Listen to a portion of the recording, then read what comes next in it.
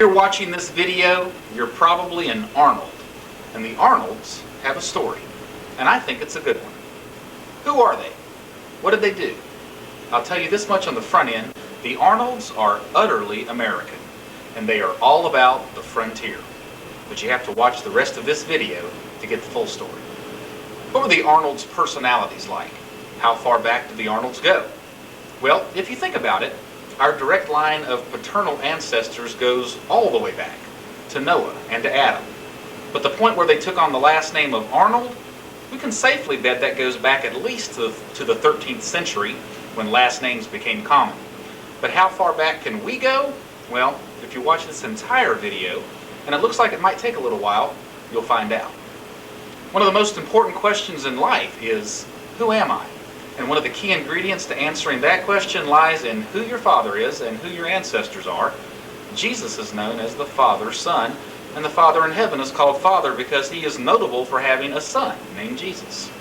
When you read the Bible, there's a lot about fathers and ancestors and family trees and being buried with your fathers and that kind of thing. I think the Jews understood a lot better than we do the importance of knowing our family history.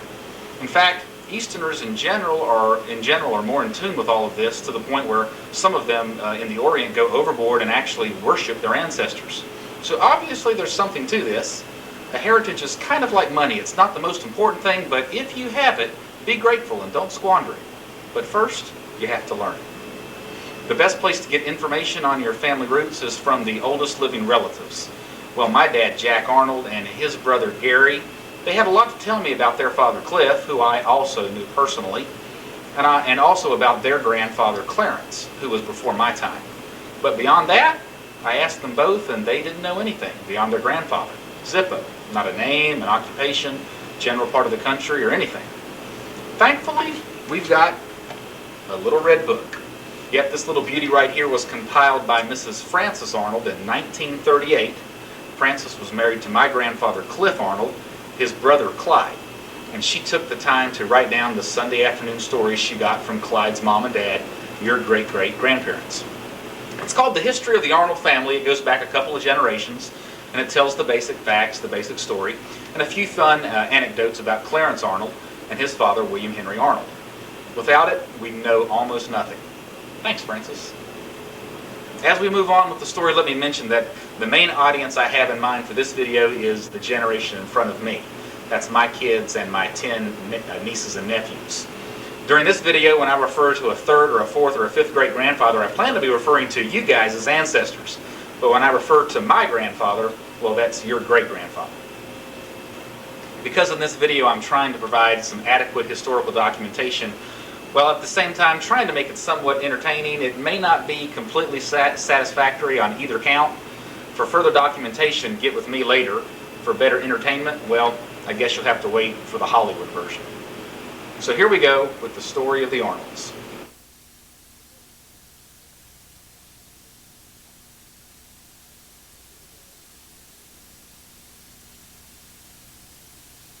We've got several pictures of my grandfather, Cliff Arnold, that's your great-grandfather, and a handful of pictures of his father, Clarence Arnold, and his father, William Henry.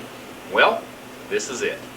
Look at it closely and enjoy it. It's the only image available of your great-great-great-grandfather, William Henry Arnold.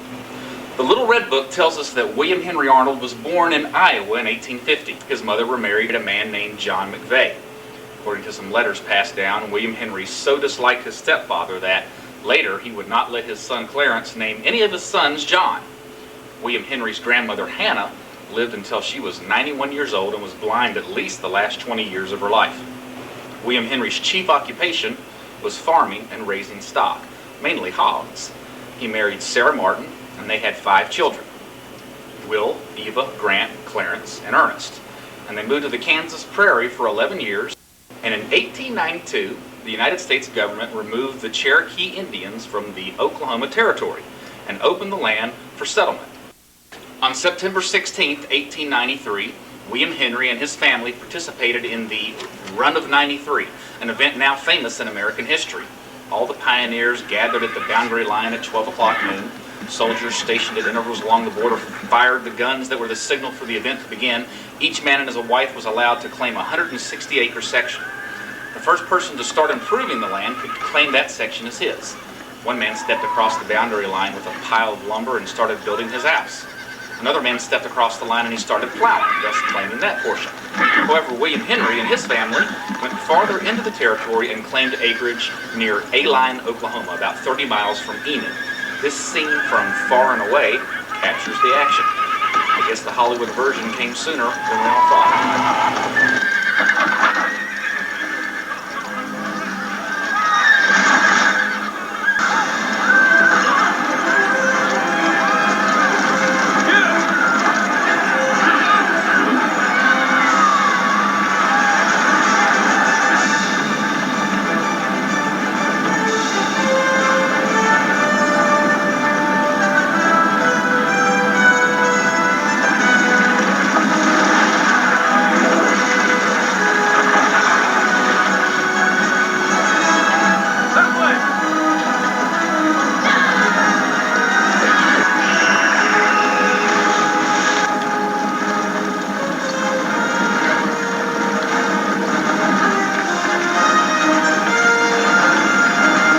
William Henry, at the age of 42, decided to run into this new country and stake a claim.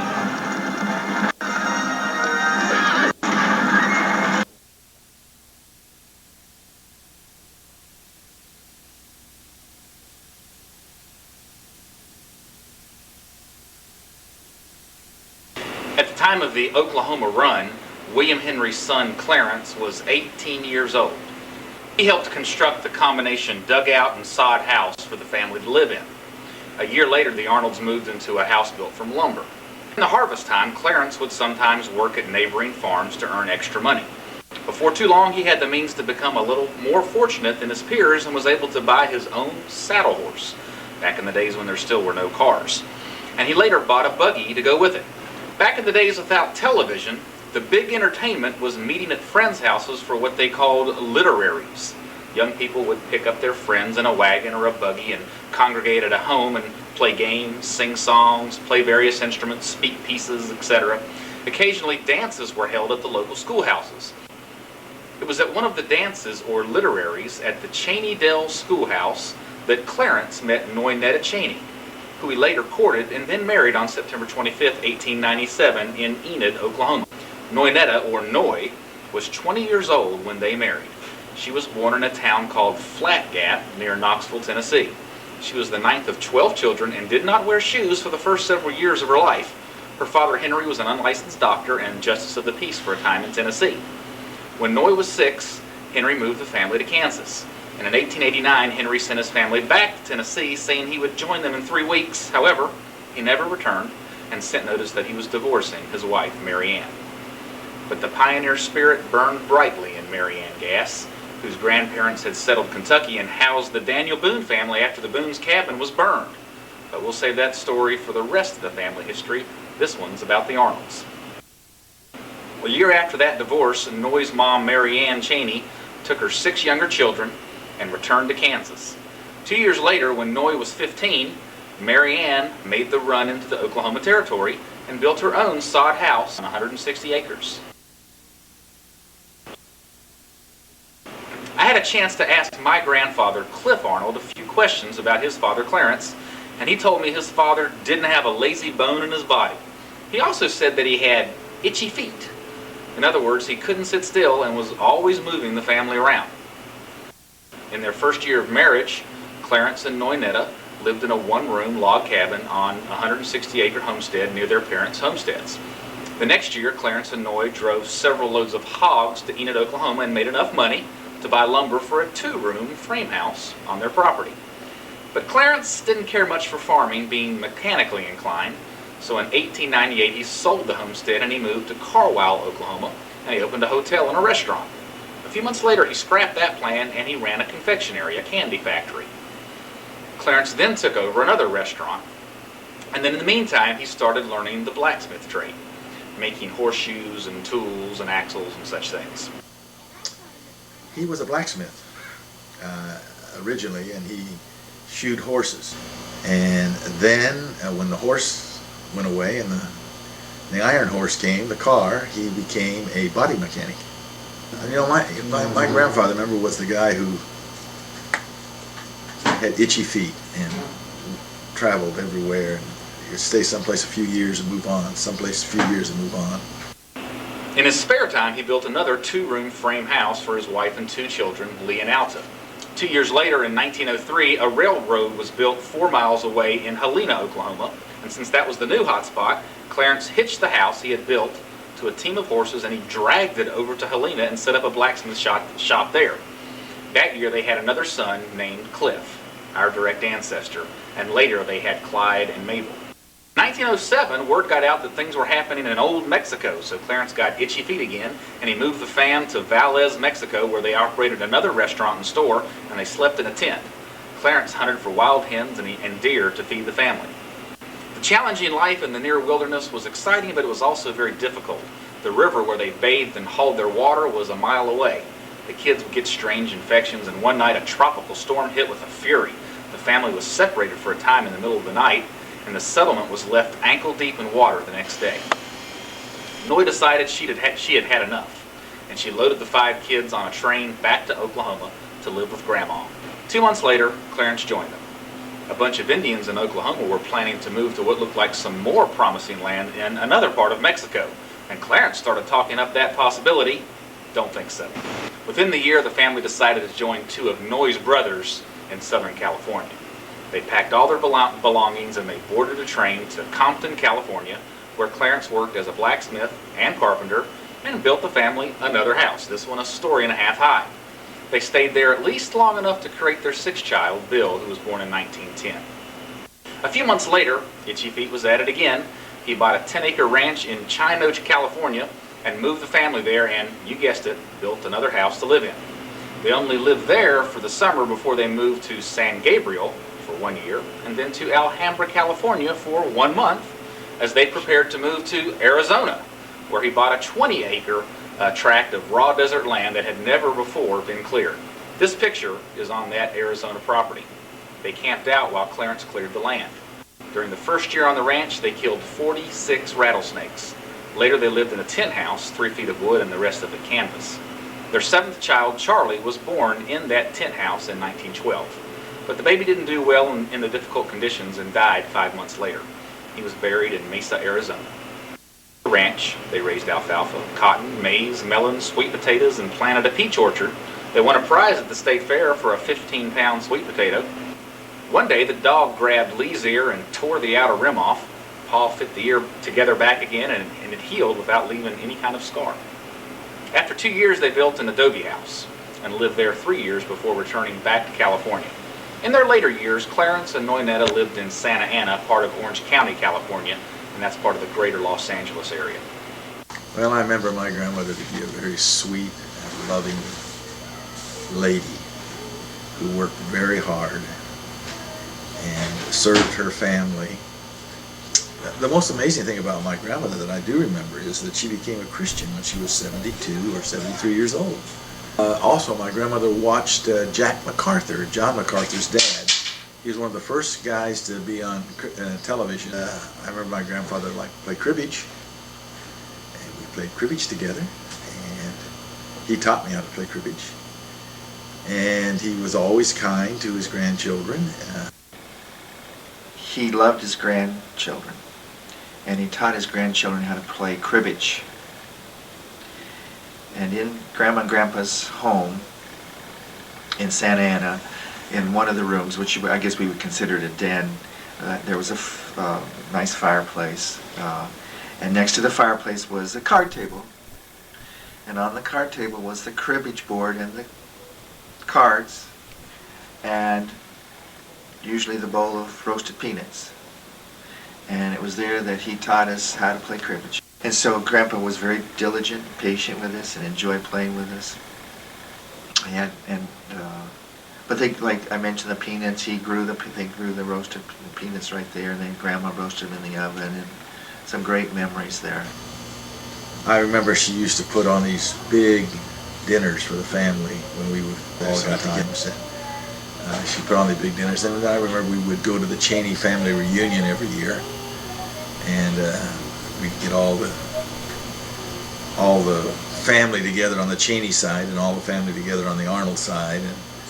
And maybe there would be, one time my grandfather was very good with his hands, and he built my dad a boat out of wood and made a boat. And I remember we went and launched it at the bay in Newport, and had a great time. I remember my grandfather liked to fish. He took me fishing sometimes to the ocean, to the pier when I was there, and he would go down to the pier at Newport and fish off the Newport pier. I remember one time I called my grandfather the old man, and my dad jumped all over me and said, "He's not an old man, he's my father, so don't you ever say that name of mine. Don't you ever call my father that again." I remember that. So they had a respect for Clarence, and a lot of respect. And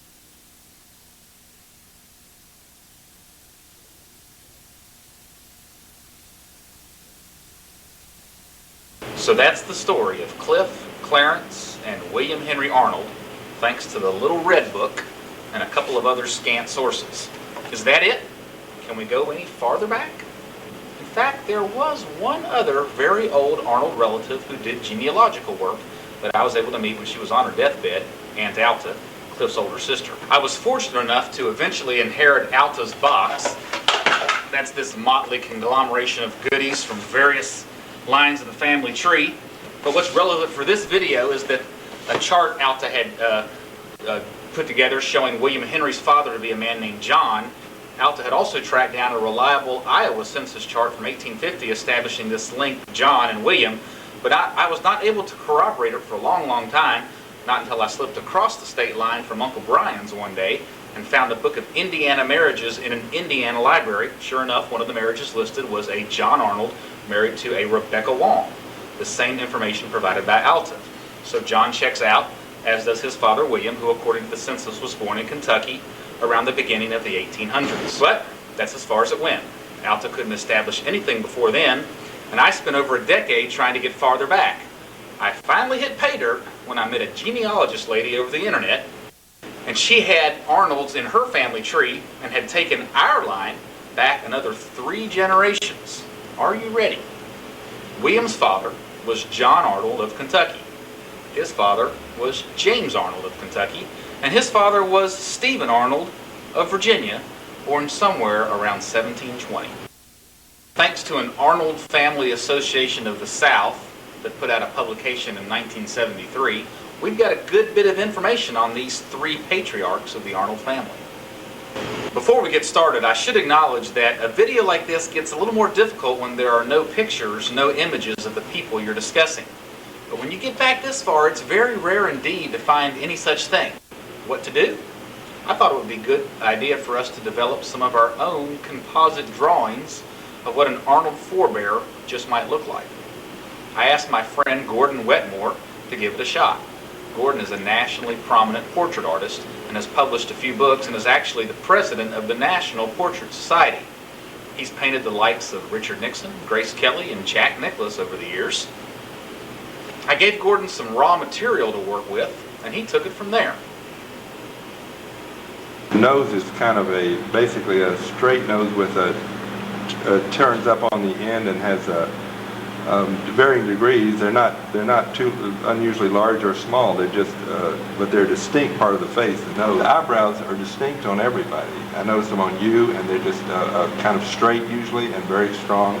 And the eyes are strong on your family members. Big eyes, but they have a characteristic. There are only certain types of eyes too. The full upper eyelid mostly, as you have, and like this little boy. He has a full upper eyelids. I don't know if that's a touch of Oriental or something like that. I've got it in my family. But, you know, there are other people who have very deep set eyes or very heavy lids above their eyes. But this just creates that kind of. The chin is square, and then the jaw tapers up in the same way, and then it's kind of straight on the sides. I'd say that's true of everybody I see here. It's an amazing thing to see, really. No matter what kind of costume they have on, they have those straight eyebrows, the full upper eyes, similar nose, and the shape of the mouth and face. There it is. It's correct in the mirror. See if my proportions are right.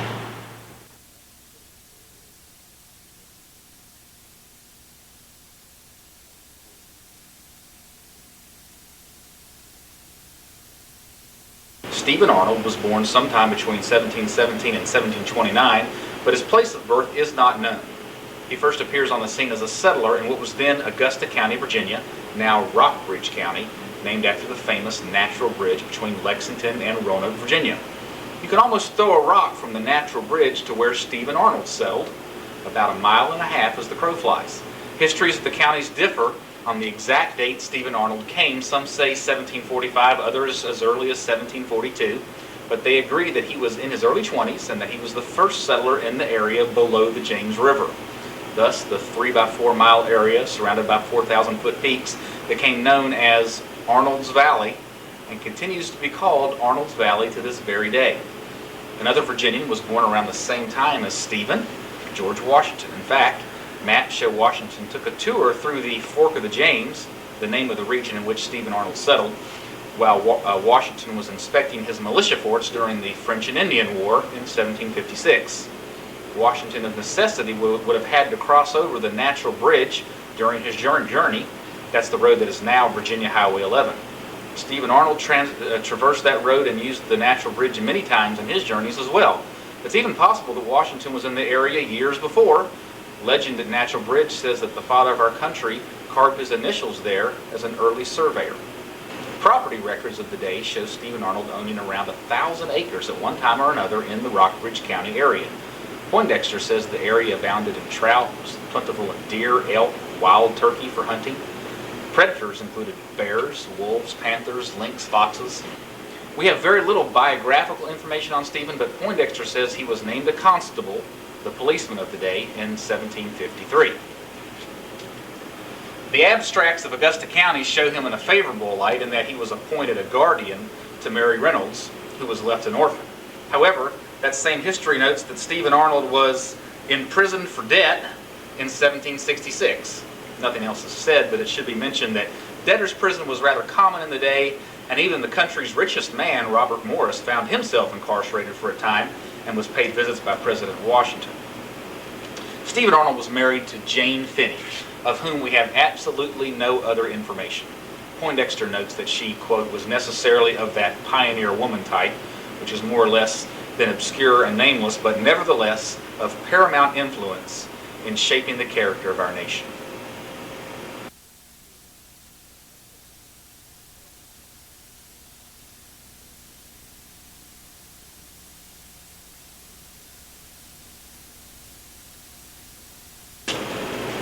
Stephen and Jane had at least 3 sons and 4 daughters. The first son, Stephen Jr., was born around 1740 and served as a Revolutionary soldier with his brother James, our ancestor. James Arnold was born around the same time as Thomas Jefferson, who lived only a few miles away in Albemarle County, Virginia, and who in 1774 actually purchased 160 acres of land next to the Arnolds. Jefferson's purchase included the Natural Bridge, which he was known to have visited many times. It's not unlikely that he may have met or known his peer in age, James Arnold, during that time. James married Marguerite Robertson, known as Lucy, and they had 2 children, another Stephen Arnold and John Arnold, our ancestor, born around 1766. John is your 6th great-grandfather, his father James your 7th great, and his grandfather Stephen Arnold your 8th great-grandfather. All these Arnolds lived together along the James River near the Natural Bridge in Virginia for several decades. James and his brother Stephen Jr. were called to war in 1774 against the Indians. According to Kegley's Virginia Frontier, Virginia began to take alarm after many Indian attacks along the Ohio and Kanawha River, what was then called Kentucky County and is now Charleston, West Virginia, but was then part of the all-encompassing state of Virginia. Stephen and James Arnold were members of the 69-member Botetourt militia, led by Colonel William Fleming and overseen by Colonel Andrew Lewis, who also commanded the other militias in Western Virginia. According to Kegley, when it became necessary to take some action for the defense of the people in their homes, all eyes turned to the better organized militia of Botetourt County for service and leadership, quote unquote. According to one account of the battle, 2 soldiers went out to hunt one morning near the Ohio and Kanawha rivers and were fired upon by a number of Indians. One was killed. Colonel Andrew Lewis immediately ordered 300 to attack them, but they in turn were ambushed by 1,000 quote-unquote desperate savages Andrew Lewis ordered up reinforcements while the fighting took place, never above 20 yards apart, often within 6, and sometimes close together, tomahawking one another, according to Cabot's report. 50 men were killed, 90 wounded.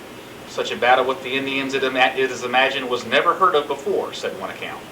According to Colonel Preston's official report, the cries of the wounded without any persons or skill or anything to nourish people in their unhappy situation was striking. Andrew Lewis's brother Charles died in the battle. Those who went to high school in Roanoke, Virginia, may be interesting to know that one of the accounts of this battle, fought by the Arnolds, is an official letter sent by Andrew Lewis and William Fleming to then Virginia Governor Patrick Henry. After the war, James Arnold was awarded 1,086 acres of land on the Kentucky River as a reward for his military service. That in itself may have been enough reason to leave an established settlement and move farther into the frontier in 1782, but there may have been other motivators as well. Several histories note that Stephen Arnold, who accompanied his son James to Kentucky, believed the Arnold Valley was becoming too thick. Financial difficulties may have contributed to the desire to move farther into the wilderness, along with the fact that the name Arnold was the most infamous in the country at the time, thanks to Benedict, no relation, by the way. Or, as further generations would verify, the Arnolds may have just had an insatiable desire to continue pushing against the edges of the frontier, as history would further prove. Or maybe they just had itchy feet.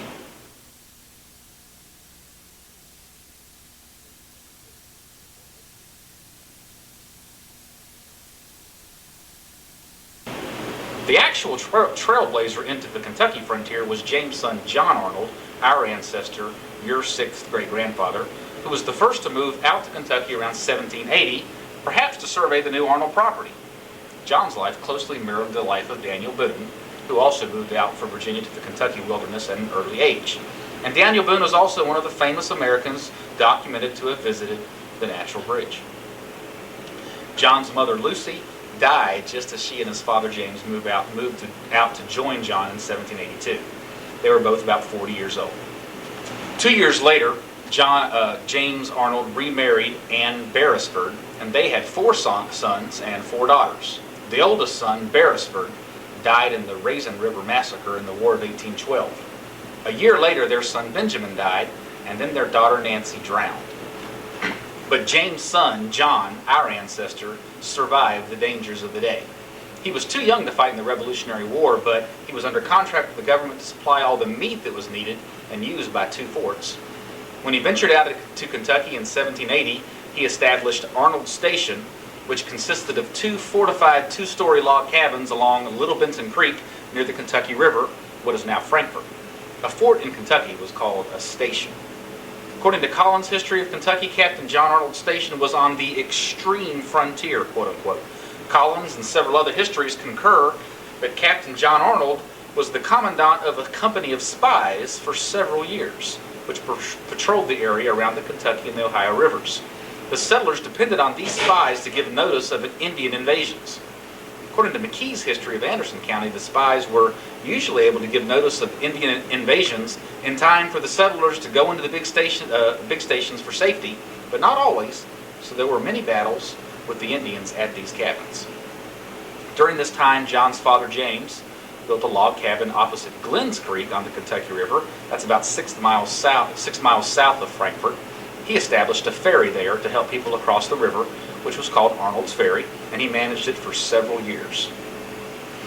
The Arnolds were not immune from America's great sin, slavery. Tax records from 1795 confirmed that James Arnold owned 3 blacks, 5 houses, and 22 cattle. James' son Stephen served as sheriff of Franklin County, Kentucky in 1802, and James' son John, our ancestor, was appointed Justice of the Peace in 1795 and eventually became a captain in the military. He actually served as a member of the Kentucky legislature in 1813, a fact I had corroborated by the Kentucky Historical Library. No other information about his tenure as a legislator, however, is known at this point. John Arnold married Elizabeth Knoll in Mercer County, Kentucky in 1789. They had 15 children, 12 sons and 1 daughter, as well as twin boys that died in infancy. In 1809, John's father James died. 1 year later, his father's brother Stephen also died in a horse riding accident. A few years after that, Captain John Arnold got that bout of Arnold restlessness and moved on to Putnam County, Indiana. Captain John Arnold, the great Kentucky frontiersman, died in Putnam County, Indiana on June 24, 1836, around the age of 70. His wife Elizabeth also died in that same county. When John Arnold moved on from Kentucky to Indiana, he was joined by at least one of his sons, his seventh, William Arnold, our ancestor.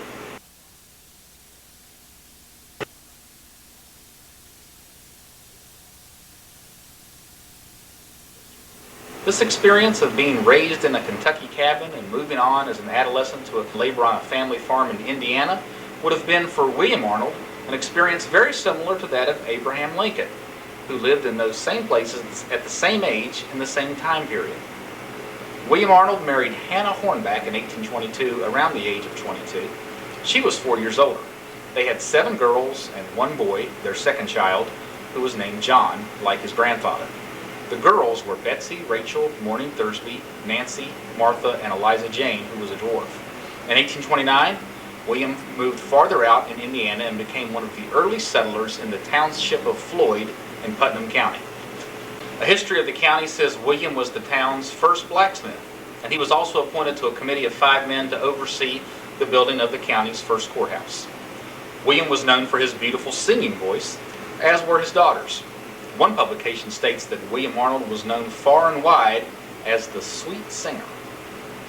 William's son John Arnold, our ancestor, your 4th great-grandfather, was born in 1825 in Indiana. 3 years later, in 1848, he and his father William's family moved from Indiana to the prairie in Marion County, Iowa. At age 20, John married Rebecca Wallen, who also lived in Floyd. John and Rebecca had at least 2 children, Elizabeth and William Henry, according to the 1850 census, and perhaps a few more before he died 4 years later, around the age of 30. Little William Henry was just 5 when his father died, and that little boy is this older man in the first picture we examined at the very beginning of this video. This connects the entire line of Arnolds from today back to the early 1700s in the days of Stephen Arnold.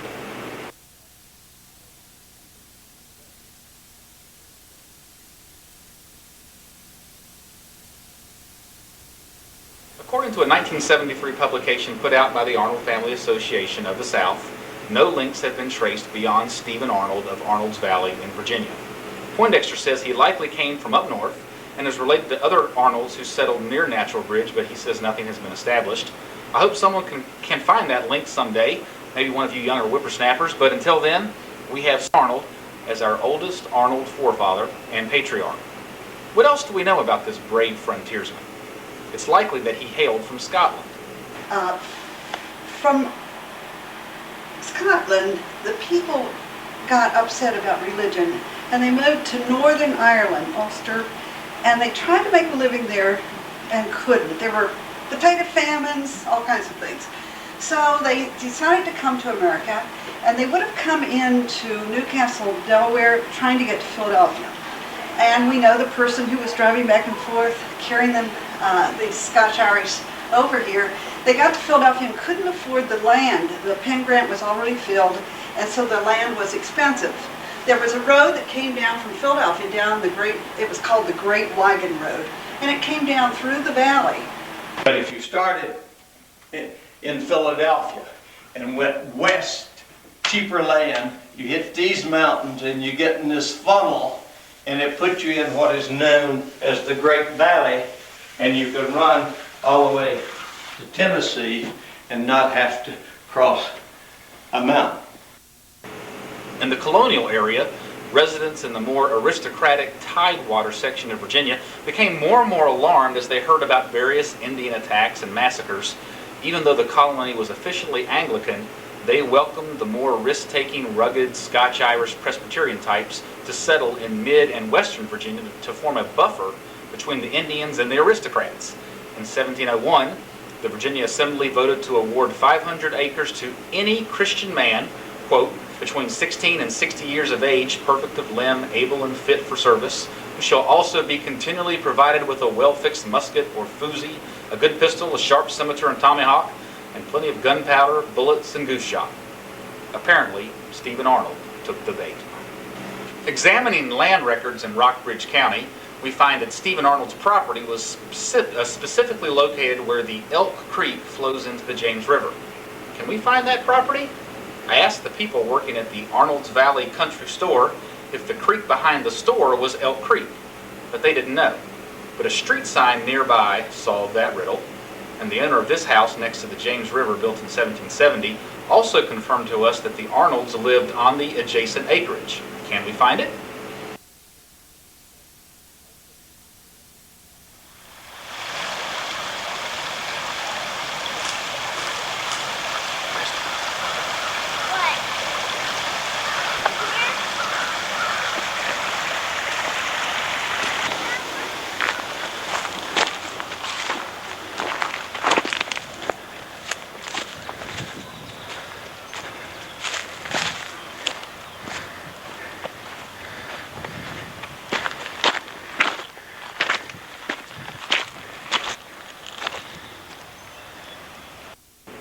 It was on this very land, the mouth of Elks Creek and the James River, that Stephen Arnold and his son James and grandson John worked and played, and they swam and they bathed and they fished.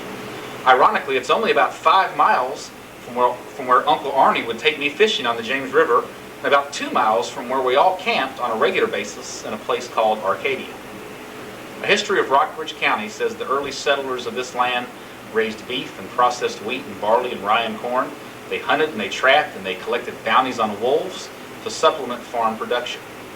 Property records show that Stephen owned other property in Rockbridge County outside of Arnold's Valley.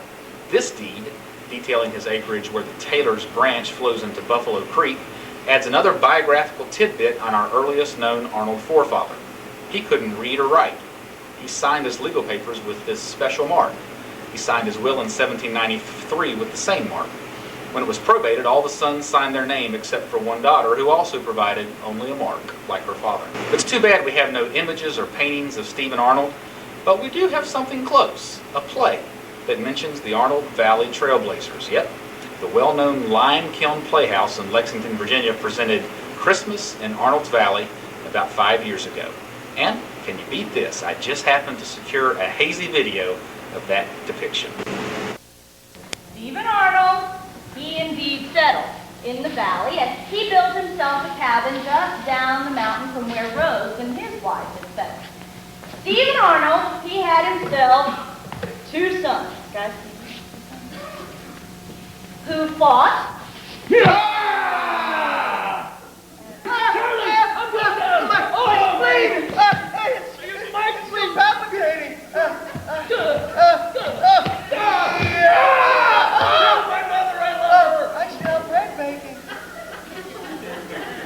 In the Revolutionary War. Well, he also had 4 daughters. One can be a daughter, you can be a daughter, and Ben, you get to be a daughter, and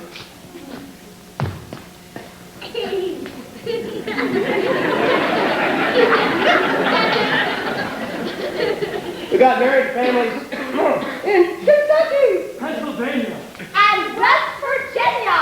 Ooh, yeah. Well, now in 1767, Stephen Arnold deeded his land to, somebody else, and moved further on west on account of the population getting, as he put it, too damn thick.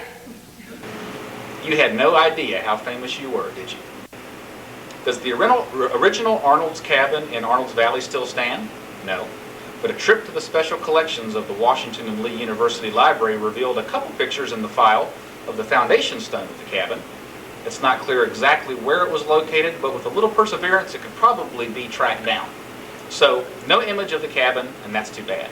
Wouldn't it be nice to know what kind of structure they lived in?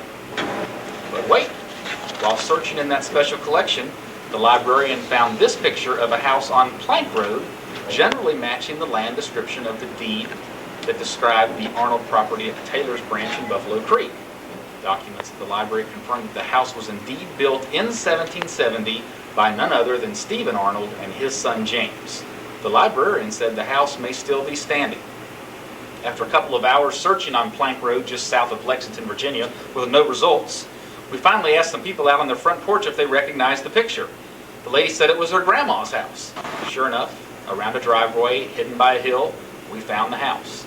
This two-story brick colonial was built by our Arnold patriarchs, and some or all of the family lived there from 1770 until 1780 or so, when they packed up their belongings and moved on to Kentucky. You know, the way it was, but Another project for another day, huh? yeah.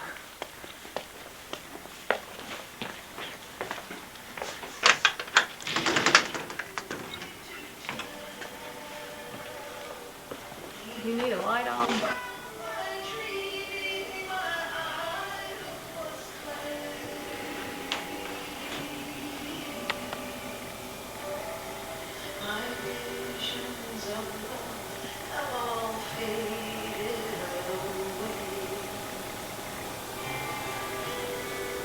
My goodness.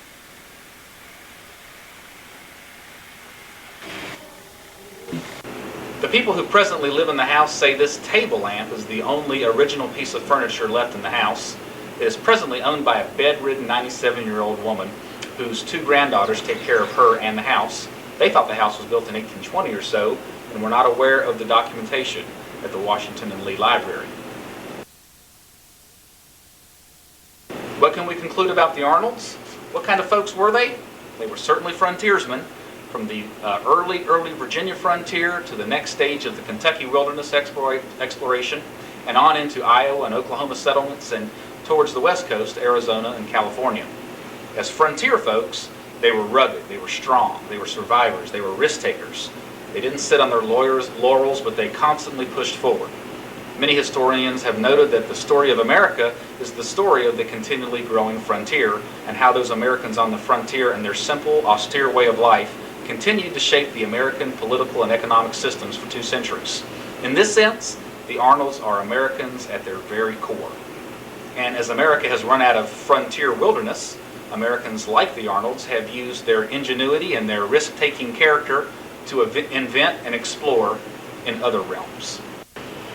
We haven't gotten past Stephen Arnold in the 1700s, but in a general sense, there's a few more things we do know about the Arnolds. It's the 170th most common last name in America, and approximately 200,000 Americans are Arnolds. Here's one rendition of the Arnold coat of arms, and here's one of the Arnold family crest. This is a picture of the ancient seat of the Arnolds in England, this house having been built in 1599. But there's no way to know if they have any direct relation, if we have any direct relation to these Arnolds. There was a bishop in St. Andrews, Scotland, named Arnold in 1160, and other accounts claim the Arnolds are descended from the Prince of Wales and from Alfred the Great, King of England in 849. We do know that the Arnold name is of ancient origin and was used by the Teutonic tribes to mean eagle power. The etymology of the word comes from the Old English word "airn," meaning eagle, and "wield," meaning power.